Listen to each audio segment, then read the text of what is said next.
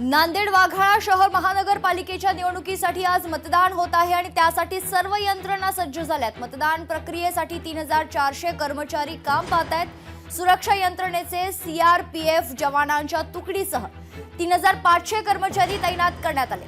याचा आढावा घेतला लोकशाहीचे प्रतिनिधी कमलाकर बिरादर यांनी। पाहूया। नांदेड वाघाळा थोडं मागे सचिन मागे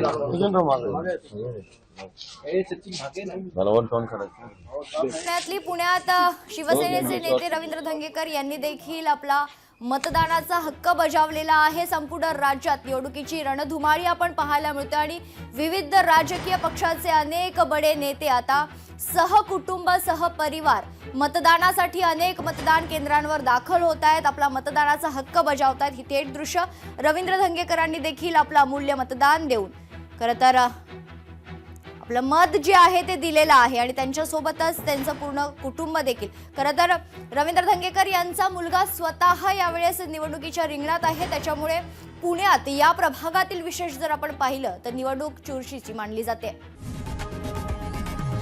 लोकशाही मराठी ऐका, पहा, जागरूक रहा।